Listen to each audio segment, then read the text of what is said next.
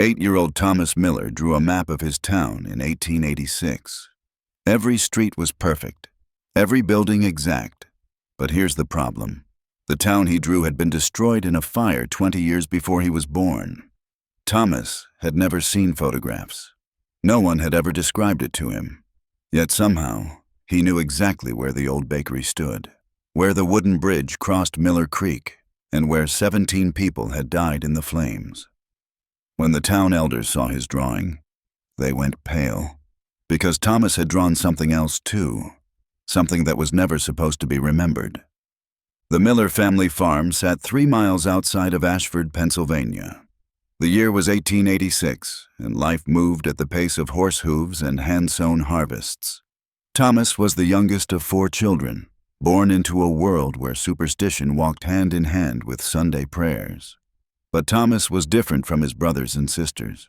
While they played with corn-husk dolls and wooden toys, Thomas spent hours staring at empty fields, talking to people no one else could see. His mother, Sarah Miller, first noticed the strangeness when Thomas was 5. He would wake up screaming about smoke and flames, begging his family to run to the creek. Night after night, the same terror. The nightmares were so vivid that Thomas would describe the heat on his skin, the way the smoke burned his lungs, and the sound of timber crashing down around him. But what worried Sarah most wasn't the nightmares. It was what Thomas said during the day. He would point to empty spaces and describe buildings, old buildings, buildings that hadn't stood there for decades. "Mama, why did they tear down the big church?" Thomas asked one morning, pointing to a field of wheat. Sarah's blood ran cold. There had been a church there once, the First Presbyterian Church of Ashford. It had burned down in 1863, 3 years before Thomas was born. She had never told him about it. No one had. Thomas would describe other impossible details. He knew that Mrs. Henderson's bakery had a blue door with brass hinges. He could tell you exactly how many steps led up to the old schoolhouse. He even knew that the town well had a crack shaped like a lightning bolt running down its eastern side. These weren't things a child could guess or imagine. These were specific memories from a place that no longer existed. The boy's strange knowledge extended beyond buildings. He knew the names of shopkeepers who had died before his birth. He could describe the taste of penny candy from Morrison's General Store, a business that had been reduced to ash 23 years earlier. When Thomas talked about these things, his voice changed. It became older, more certain, as if he was drawing from a well of experience that shouldn't belong to a child. Sarah tried to dismiss it as imagination, but deep in her heart, she knew something was wrong. Children didn't imagine details this specific. They didn't dream about architectural features they had never seen. And they certainly didn't wake up screaming the names of dead people, begging for their parents to save them from fires that had happened before they were born.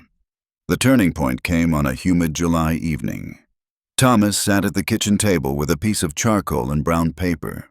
His small fingers moved with impossible precision, drawing lines and shapes that seemed to flow from some hidden knowledge. Sarah watched from the doorway, mesmerized by the confidence in her son's movements. He drew with the certainty of someone who had walked these streets 1,000 times. When he finished 2 hours later, he had created something that would change everything the family believed about their youngest son. It was a map. Not just any map.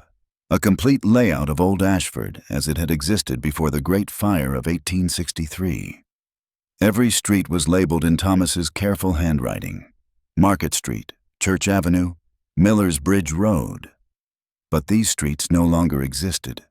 The fire had consumed everything, and when the town rebuilt, they had changed the entire layout. New roads, new buildings, a completely different design. Thomas had drawn more than just streets. He had sketched the interior layout of buildings, showing where the counter stood in Morrison's store, where the pews were arranged in the old church, even where the piano sat in the schoolhouse. He had marked the locations of water barrels, hitching posts, and wooden sidewalks with the accuracy of a surveyor who had measured every inch. Sarah called her husband William in from the fields. Together, they stared at their son's impossible creation. The boy had drawn the position of every building that had stood in the old town. The blacksmith shop, The general store, the schoolhouse, even the small details were perfect. The well in the town square, the hitching posts outside the saloon, the wooden sidewalks that had connected the buildings. "Thomas," William said, his voice shaking, "where did you learn about these places?" The boy looked up with eyes that seemed far too old for his 8-year-old face. "I remember them, Papa. I remember living there." William knelt down beside his son. "What do you remember, Thomas?" "Tell me exactly." The boy's eyes grew distant, as if he was looking through time itself. "I remember the smell of Mrs. Henderson's bread every morning. I remember how the church bells would ring at noon and 6 o'clock. I remember playing marbles with Samuel behind the schoolhouse." He paused, his small face growing serious. "And I remember the night everything burned. I remember being scared. I remember calling for Papa to come save us." If you're enjoying this story of impossible memories and hidden truths, make sure you're subscribed because we're just getting started. And what happens next will make you question everything you think you know about memory and death. William Miller was a practical man. He built barns, fixed fences, and believed in things he could touch with his own hands. But his son's map challenged everything he understood about the world. The detail was too precise to dismiss. The accuracy was too perfect to explain away. The next morning, he rode into town with the drawing tucked inside his coat. He needed answers, and he knew exactly who to ask. Margaret Thornton had lived in Ashford for 73 years.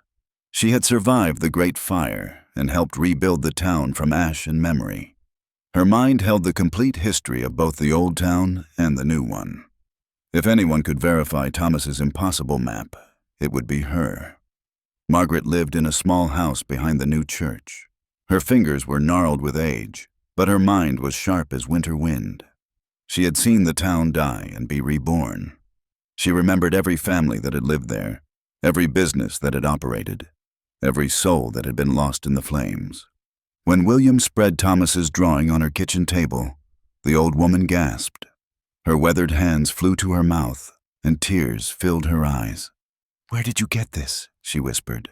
"My son drew it. He's 8 years old." Margaret traced the lines with her finger, stopping at each building Thomas had sketched. "This is perfect," she said. "Every single detail. The old mercantile was exactly here. The barber shop was right next to it, just like he drew.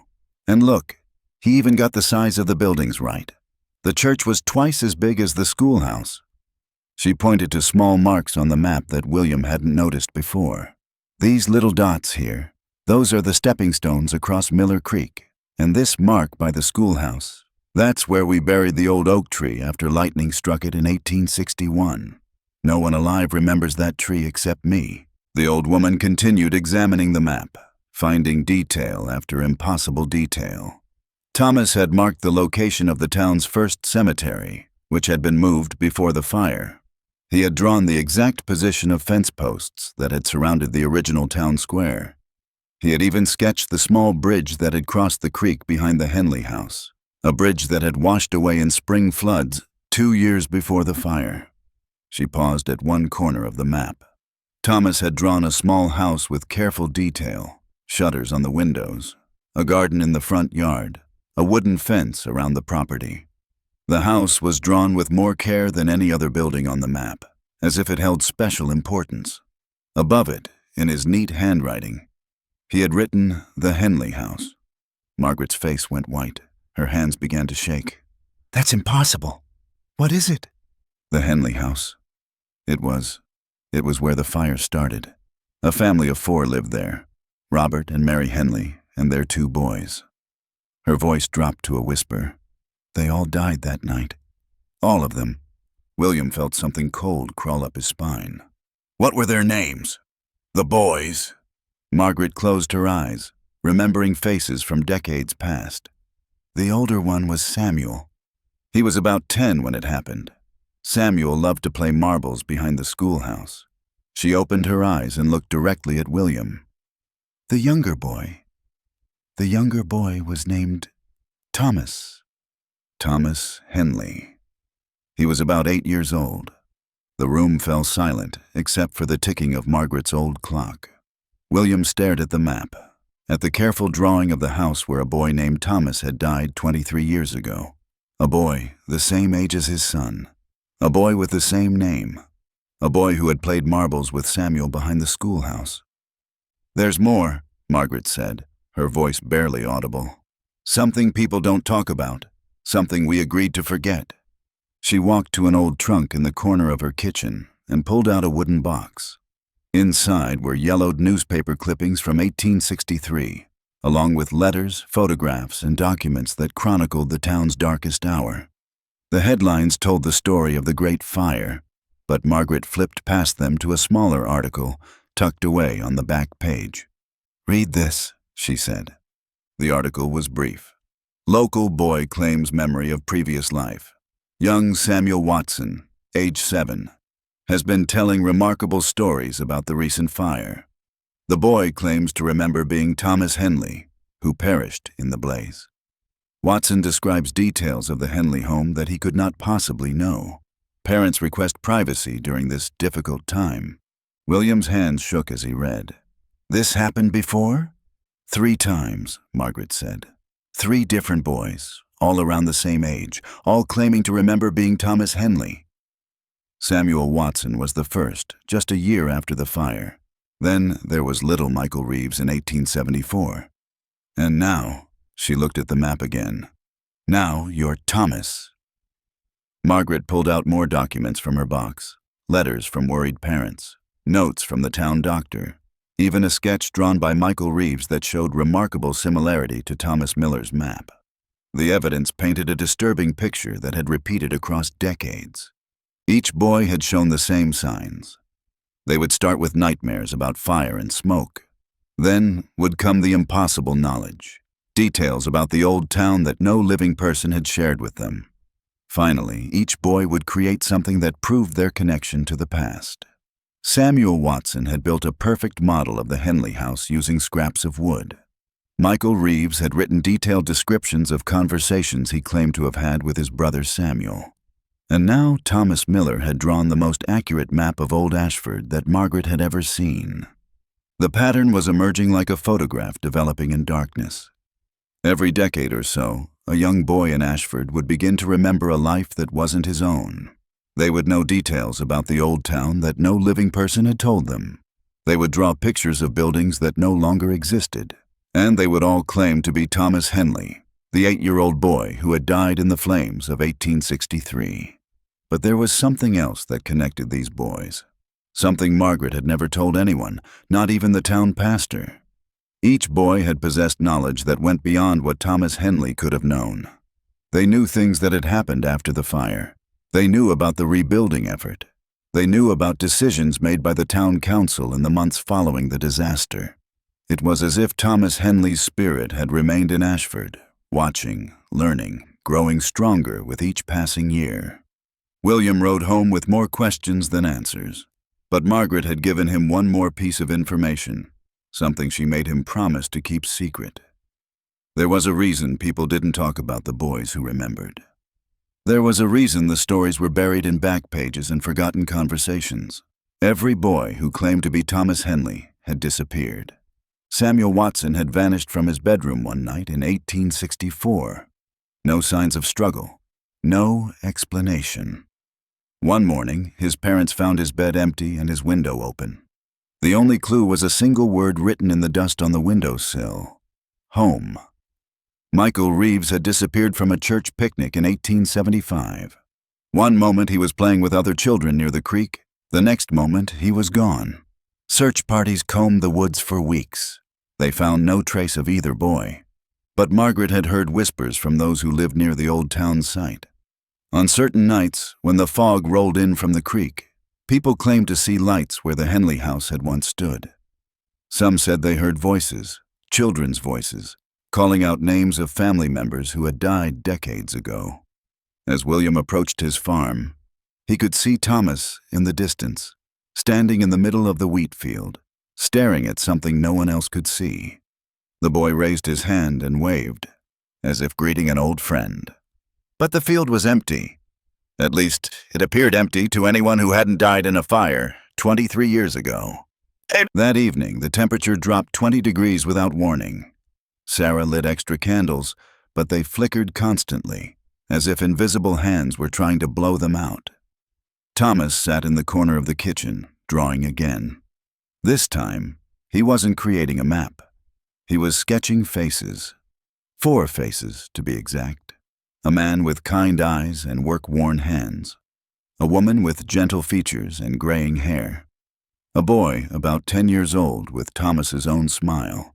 And in the center of the page, he drew himself, but not as Thomas Miller. The boy in the picture wore different clothes, older clothes, and stood in front of a house that no longer existed. At the bottom of the page, in careful handwriting, Thomas wrote 4 names: Robert Henley, Mary Henley, Samuel Henley, Thomas Henley. Together again. That night, Sarah found Thomas standing by his bedroom window, fully dressed in his Sunday clothes despite the late hour. "Where are you going, son?" she asked. Thomas turned to her with eyes that held knowledge no child should possess. "They're waiting for me, Mama." At the old house, they've been waiting so long. Sarah looked out the window. In the distance, she could see a faint glow where the Henley house had once stood. But that was impossible.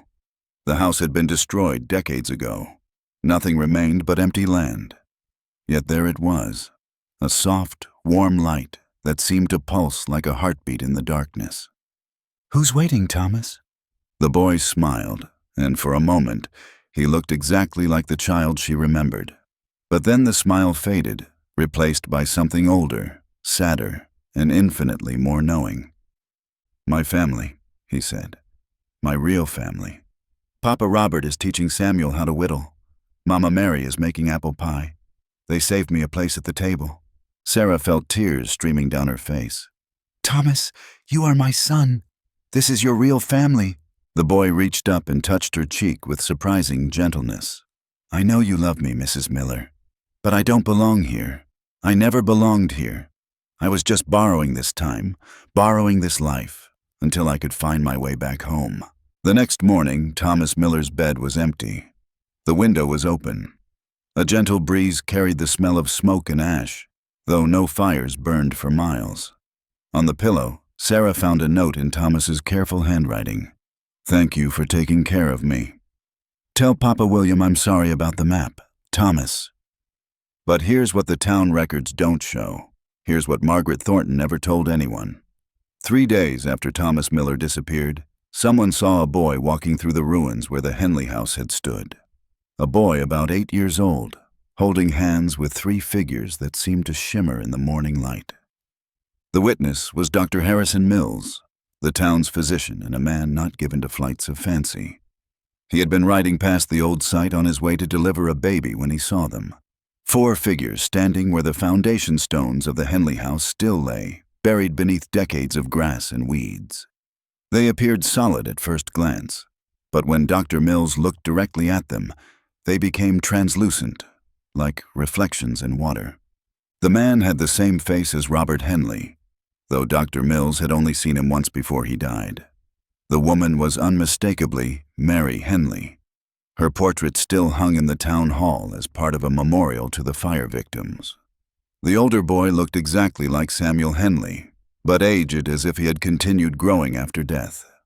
And the youngest figure, the one holding hands with all the others, had the face of Thomas Miller, but wore the clothes and smile of Thomas Henley. Dr. Mills watched as the family turned and walked toward where their house had once stood. They moved with the easy familiarity of people returning to a place they had never truly left. As they reached the center of the foundation, they began to fade, becoming nothing more than morning mist that dissipated in the rising sun.